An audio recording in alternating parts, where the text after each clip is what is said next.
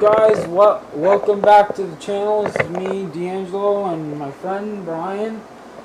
And today I'm gonna show on this channel Flying Kitten that makes the friggin' funniest memes out of. They make like commercials that are infomercials that are right boring, so friggin' hilarious. It's unbelievable. Flying Kittens. I don't know what Flying Kittens. I know we got. It's a channel name. It's called Flying Kitten. I'm just saying. All I know is we got a new kitten here sitting with us today. This is the same channel that made a lot of content for PewDiePie, so he's really good at what he does. Okay, I'm just saying we got a new kitten here today. Hi, Filthy Frank here from. I'm talking about Flying Kittens, man. We got a new kitten here, fucking hanging around your head. For free, right out of the pocket. Let's face it. Daniel's new kitten's hanging around his head. He's scared talking about pussy, eh? Ain't real pussy hanging around Daniel's head, man? What? There's always got pussy around. No, it's a lot of damage. No! You fucking bitch! I don't want to say to all the YouTubers out there, man. Tune into our episodes, man. You don't jerk off, but we got a lot of pussies. Hey! Hanging around. Stop it! What's going with the fucking phone? We got a lot of pussies hanging around. Don't do the fucking... Guys, back. Her life is completely don't touch the phone anymore, it's gonna fucking snap it off the stick. It's super tight, even in the toughest conditions. And when insects are rodents, show the pussy you have hanging around, man. Fuck. You got one that's all pissed off because of the other. Yeah, you got a little cat in there, and there's a cat over there. Look. Look at that video. He makes it look like he's chainsawing chickens. And when sex is getting into your butt, use flex. Hello, people. I have to go to a bottle of wine, or I have to go to bed. On one of this. Damn, I have to go to bed, guys. Sorry. You may need to. Hey, working tomorrow. We're going to come back to this, and we're going to continue to fill this one. To all the people out there, and as we come into this guy doesn't say any bullshit. Doesn't feel it. Wow. But maybe someday. It's time to test it. It's not very good. Oh God. You can push hard to see if it's a wet pussy. It's still not working. If you test it and there's still. I just want to know where to get good weed.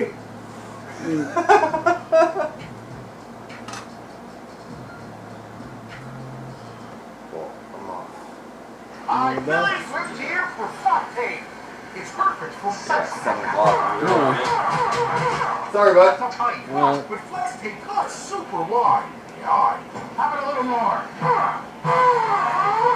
It virtually welds itself to the pussy. Leaky pipes can cause safety damage, but flex tape ties on tight and bonds tight. Cool. Plus, Phil Swift is so powerful. I even work underwater. Hey, everyone, it's Phil Swift here for Flex Tape. Lean for lean. Hey, Here we go. I'm going to rate the lean. Okay, this is just me at a 7. I give that a 10 because it's a pretty shit lean. Oh, it's warm. Pretty good lean. Who is this guy? Is this a long-headed bitch or something? Okay, what I do with little girls is my business. Hashtag the little girl. Okay, have you ever seen Steve Harvey fucking me in the same room together? I'm just saying.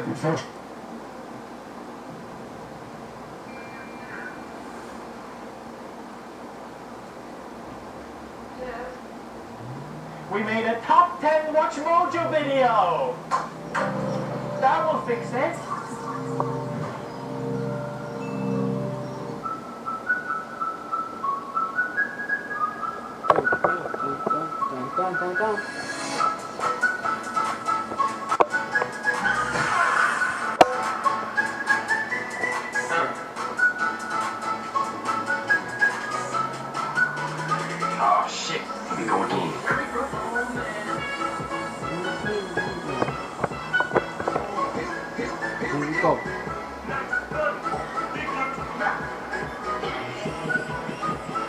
That's how sucko mode works.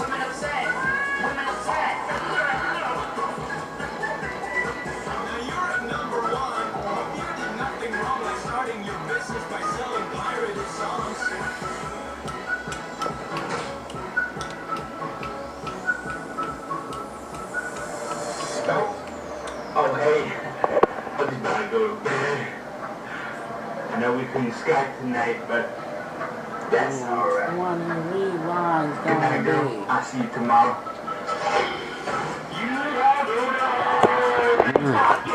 Yeah. Here we go. That's the cutest fucking thing I've ever seen in my life. Oof.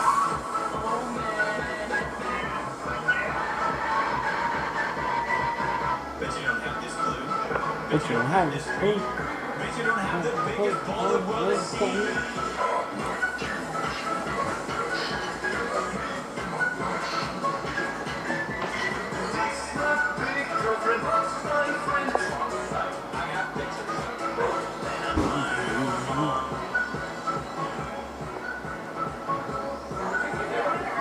Yes, the handsome guy in the front. Hey Ninja, do you know Joe from Fortnite? I mean, that was one of the best questions I've ever been asked. Wow. You were supposed to ask me who Joe is. Well, guys, get me to the freaking... Come on, guys, smash the like button. Smash the subscribe button. Marquez Brown. These cameras Come are on, main man. focus for the iPhone 11 Pro. You guys both know I ain't gonna go to the top of my hard work. That's funny, dude. I'm the bald guy. Rob. Clean review. Who is this guy? Elon Musk. Some wannabe on a fence or something? I don't even know who this guy is. Wait, is that a real picture? Check this out.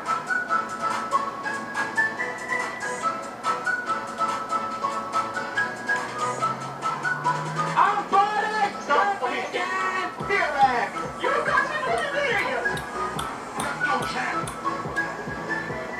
Let's go, champ. Let's go, champ. Let's go, champ. Let's go, champ. Let's go, champ. Let's go, champ. Let's go, champ. Let's go, champ. Let's go, champ.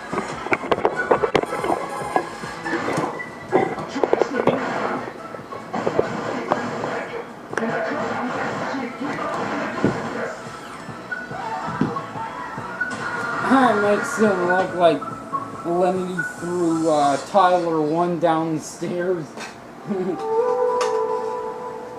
Hello, Brian. Dill Expert Hack here with another PewDiePie update.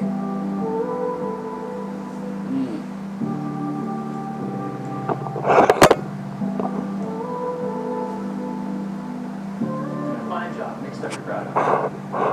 Make stuff I'm My proud message to of. you is to be strong no matter what you're going through. If you want professional help, seek help and surround yourself with people that help you.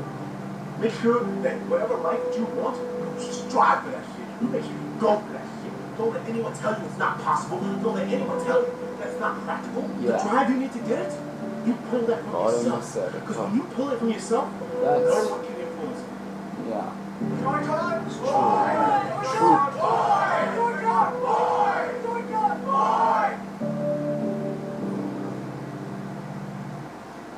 Work hard.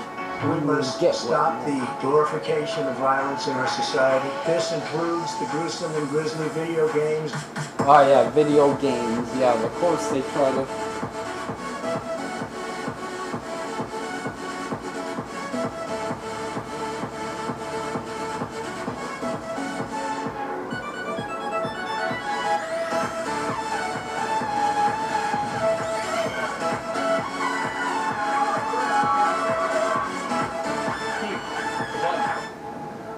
Steve. Freaky! Oh, man.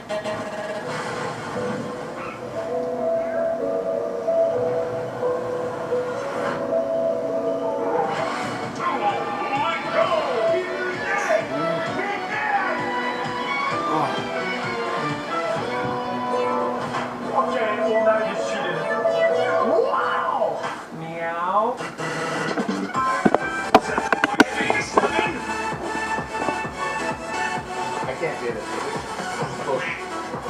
Over on Twitter, you guys voted for the gaming tweet of the year.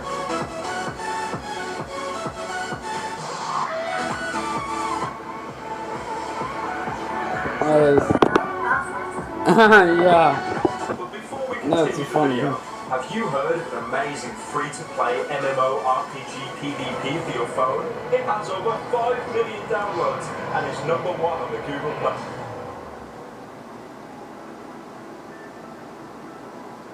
I'm coming for YouTube, and I will get there. With your guys' help, I will get there. Hopefully, eventually, I can afford it. I hate filming friggin'. I hate filming it in 720, but unfortunately, that is my only option.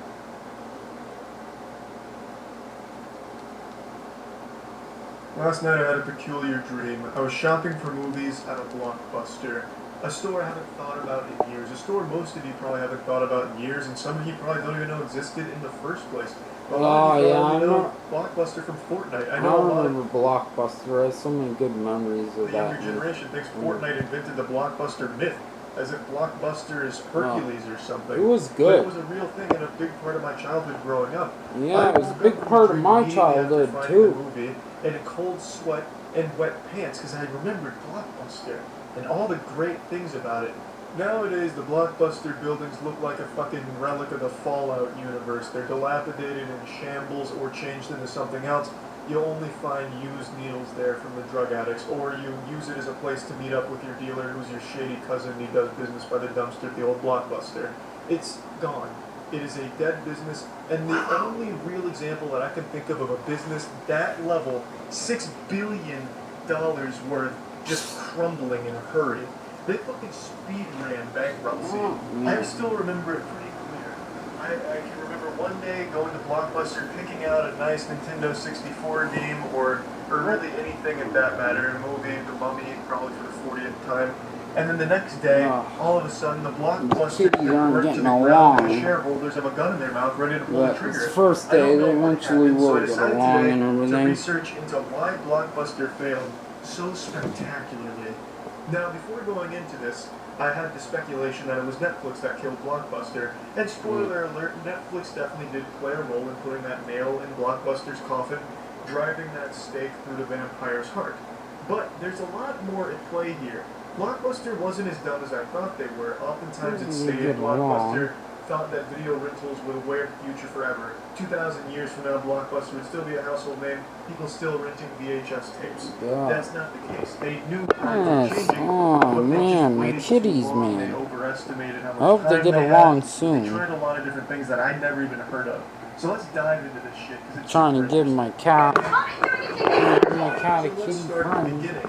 Naturally, that's a stupid fucking thing to say, but anyway, it started in 1985 by David Cook, sold 2 years later to 3 investors, and shortly after, by the mid-90s, established itself as the leader in the video rental space, raking in hundreds of millions of dollars along the way. But what was the Blockbuster business model? Was there something wrong with the business model that eventually led to it eating shit? Actually, not really. The business model was pretty fucking sound, in my opinion.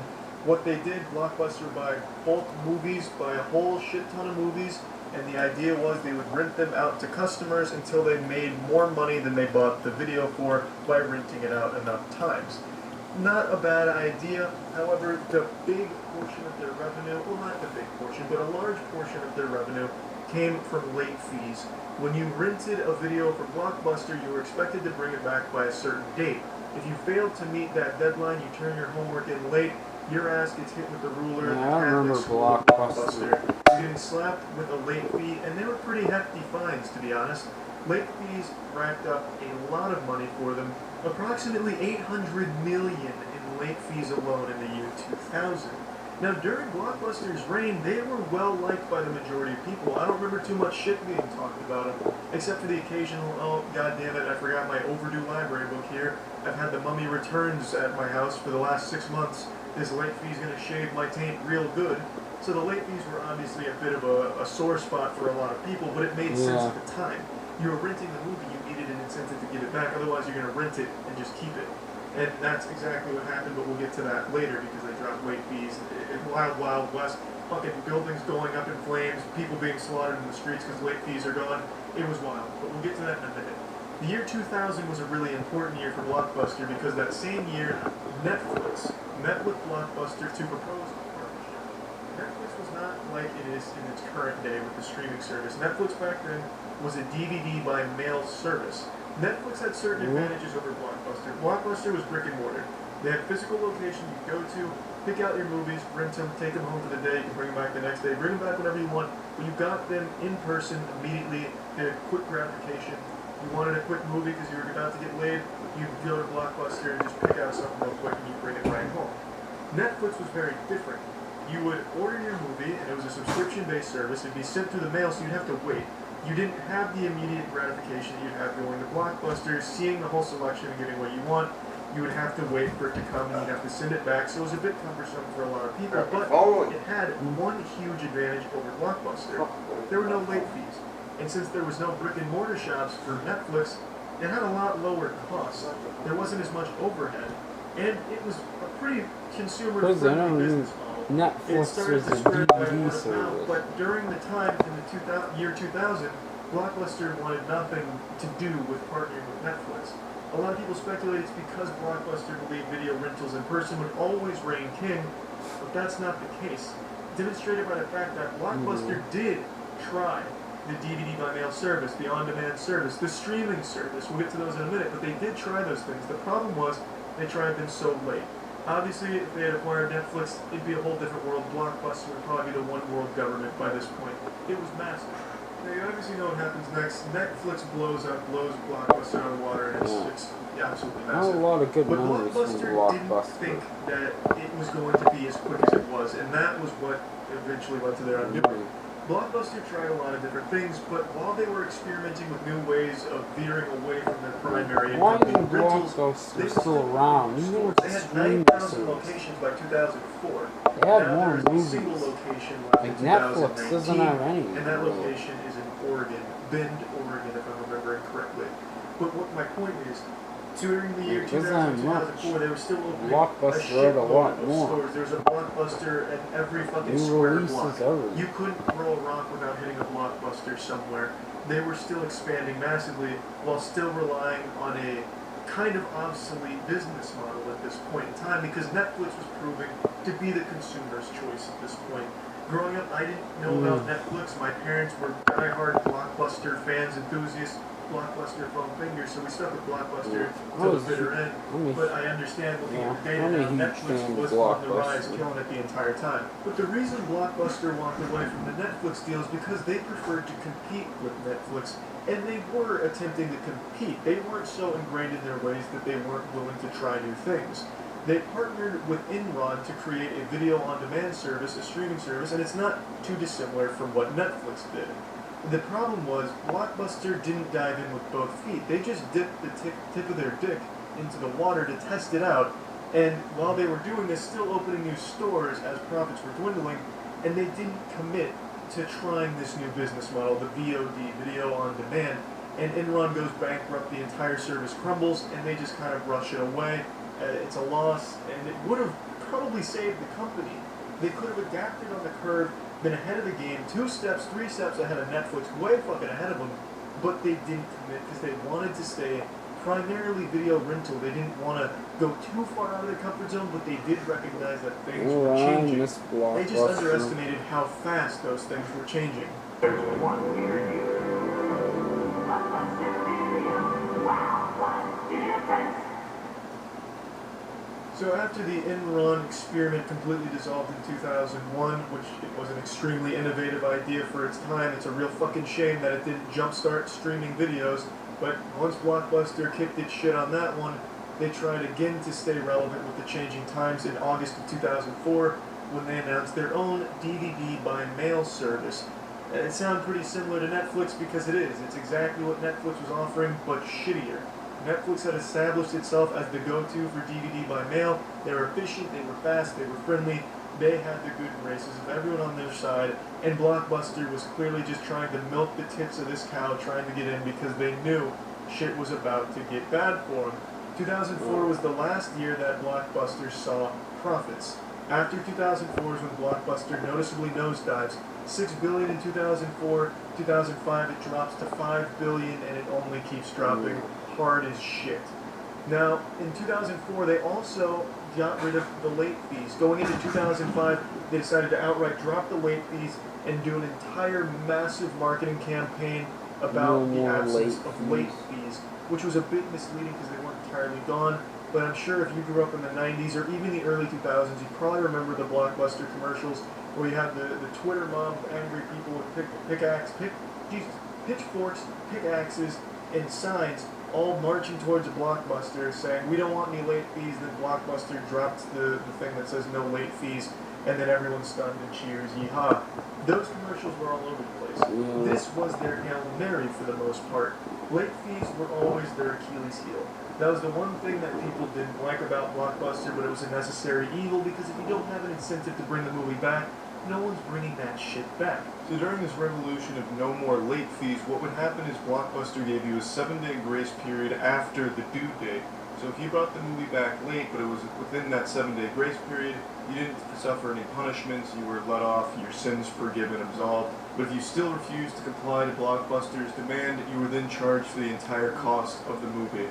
And that's how they were running it. And it worked to a certain extent, but by that time it was already starting to be obsolete to be renting shit in the first place because there were better options.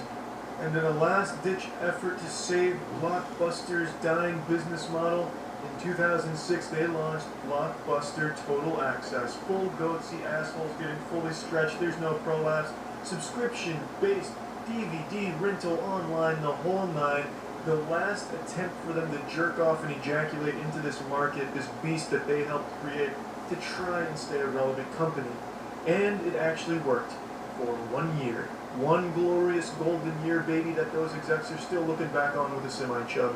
In 1 year, by 2006, by the end of 2006, beginning of 2007, they had 2.2 million subscribers, and they were doing pretty well. The business model was sound as well. You would order a DVD online, get it shipped to you. When you're done with the DVD, you take it back to a Blockbuster location and get another movie the same day if you'd like. So you could keep trading in movies in and out. It was efficient, it was fast, and it worked well because Blockbuster had 5,000 stores at this time. A lot of places to trade that shit in. But unfortunately, it didn't last long. And you know how the story goes from there. In September of 2010, Blockbuster finally declares bankruptcy. And it's not long after that all the Blockbusters in the world slowly start getting Thanos stamped away. And now there's just that single lonely Blockbuster left in Oregon. Blockbuster failed not for a lack of understanding that things were changing, but from a lack of recognizing the speed at which things change. They did have their foot in the door, ready to adapt such a good place. with Enron in '99. In fact, that Enron deal miss was Blockbuster a game changer. so much, and I wish they'd make a comeback with streaming or something. Because Netflix does not have new shit like Blockbuster has. Wanted to broadcast And movies you via can get fiber new optics, shit off so you your go to cable TV, and press all view that, movie, and you would be immediately able to watch that but they movie gotta make it on your able TV, on the no having to go streaming get a service. physical copy or anything. It was so ahead of the game, such an innovation, but Blockbuster didn't give a fuck. They didn't care enough about it, and eventually it all just crumbled. That would have been huge. Who knows where technology, or at least technology in this field would be by now? Streaming services are only just now exploding. I wish Blockbuster would come back as a streaming service.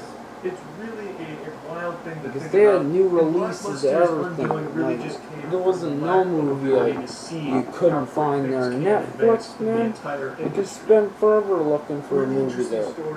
And I do have to say, when I think about Blockbuster, I get a tear in my eyes and a little wet spot in my shorts because it really was such a big part of growing up in the late 90s, early 2000s, and it always was a positive experience. You would go to Blockbuster and be more than just there for business, like, hey, I want this movie, or hey, I know there's tits at this scene in the movie, I want to go home and get hard. You would go there, peruse the whole store. The staff there was usually pretty friendly too. You just kind of kick back, talk about movies, look at games and shit. It was so nice. Brick and mortar's kind of going out of fashion across the globe for good reason. It's obsolete. Malls are obsolete, GameStops, all of it. There's no reason for it except to go there for the experience of looking around and checking shit out in physical form. There's merit to it, but let's be honest, being able to download something, being able to look up shit online is far more convenient, far more thorough, and just the all-around better choice. And I don't think there's any chance Blockbuster will make a resurgence, at least not in its previous form or any form even recognizable to what Blockbuster was. But it really is an interesting view at a company that had it all and how quickly it just ate shit. Yeah. I hope Blockbuster makes a comeback someday. I really hope. Please keep it in your thoughts and remember the lessons that we take away from Blockbuster. Yeah. Like, God, Blockbuster was a huge part of my childhood. Like, I want Blockbuster back in something. Come back, Blockbuster, or something. Because the streaming service, I can't find no new stuff anymore. It's pretty hard for me to find any new stuff whatsoever. So I really, really hope Blockbuster comes back. Anyway, guys, hope you enjoyed the video. Holy frig, I didn't even know I was filming that long. Jeez. Anyway, guys, hopefully you enjoyed the video. Like and subscribe. Thank you guys so much for all the support. It really means a lot to me. Keep doing it, and then we can reach my goal, where I can actually afford to get a good camera and provide good quality content for you guys. So hopefully you enjoyed. Like and subscribe, and till next time, peace out.